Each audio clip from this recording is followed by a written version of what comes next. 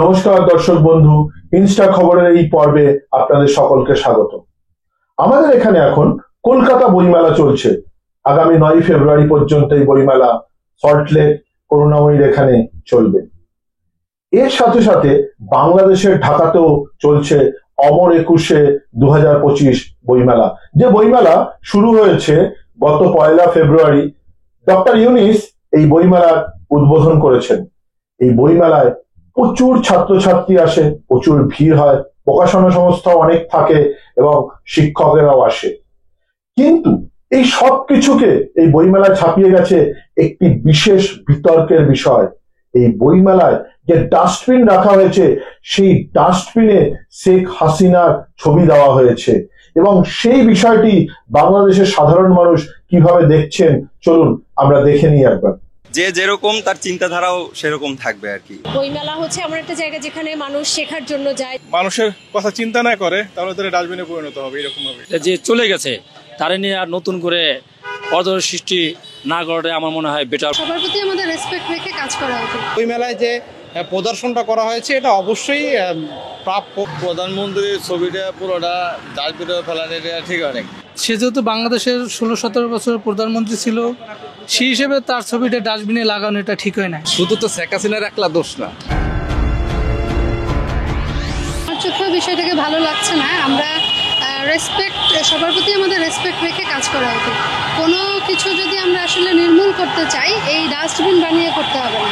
সেক্ষেত্রে কিন্তু আমরা আরো অনেক প্রসেস আছে, সেইভাবে করতে পারি। বাট এই বিষয়টা আসলে ভালো লাগছে। এটা আমি আসলে পজিটিভ হিসেবে নিচ্ছি। উনি আসলে ডাস্টবিনেই পরিণত হয়েছে বাংলাদেশের প্রেক্ষাপটে। তো সেহেতু হচ্ছে যে এটা যেটা করা হয়েছে আর কি ওনার জন্য একটা শিক্ষা, এবং পরবর্তী যারা আসবে তাদের জন্য এটা একটা শিক্ষা হবে। যে যেরকম তার চিন্তাধারাও সেরকম থাকবে আর কি। কিন্তু এভাবে মানুষকে ছোট করা এটা আসলে ঠিক না।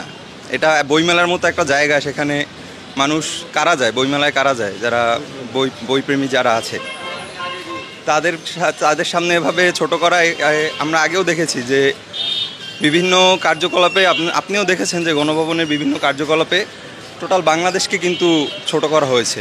কি কি করেছে আমি সেটা বলতে চাচ্ছি না। অনেক কিছু নিয়ে অনেক ট্রোল হয়েছে, যেটা আসলে টোটাল বাংলাদেশকেই রিপ্রেজেন্ট করবে যে এটা একটা নিকৃষ্ট জাতি হিসেবে।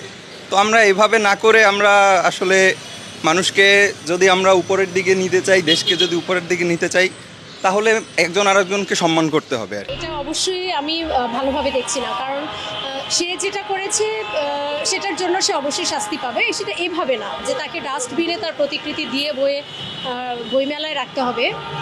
বইমেলা হচ্ছে এমন একটা জায়গা যেখানে মানুষ শেখার জন্য যায়, যেখান থেকে মানুষ মূল্যবান শিক্ষণীয় ইনফরমেশন পায় বই থেকে। তো সেই জায়গাটাতে গিয়ে আসলে এরকম একটা ব্যাপার দেখবে মানুষ, বা বাচ্চারা দেখবে, যারা এই প্রজন্মের তারা দেখবে।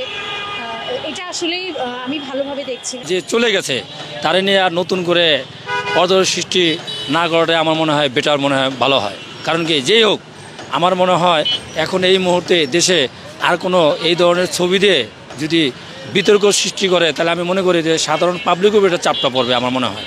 এবং সাধারণ যে নাগরিক, সাধারণ যে আমরা যে কর্মী আছি, যারা রাজপথে চলাফেরা করি, এই প্রভাবটা আমাদের উপরই পড়বে আমার মনে হয়। বইমেলায় যে প্রদর্শনটা করা হয়েছে এটা অবশ্যই প্রাপ্য, কারণ মানুষের কর্মের প্রাপ্যটা মানুষকে পেতে হবে।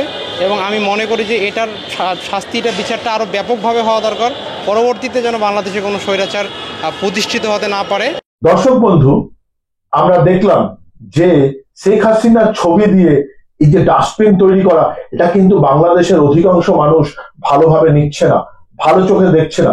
শুধু তাই নয়, ছাত্রলীগও কিন্তু এর বিরুদ্ধে ব্যাপক বিক্ষোভ এবং প্রতিবাদ জানাচ্ছে রাস্তায় নেমে। চলুন আমরা সেটা একবার দেখে নিই।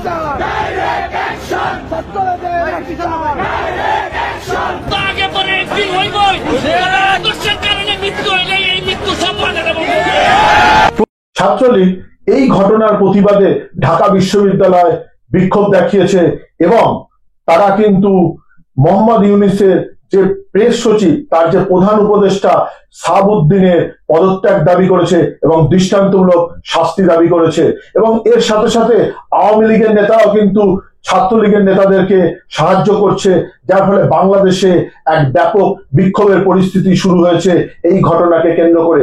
আমরা এই ঘটনার দিকে নজর রাখবো। আপনারা যদি সত্য ঘটনা জানতে চান বাংলাদেশ সম্পর্কিত, তবে আমাদের চ্যানেলটি অবশ্যই সাবস্ক্রাইব করুন এবং শেয়ার করতে ভুলবেন না। পুরো ভিডিওটি দেখার জন্য অসংখ্য ধন্যবাদ।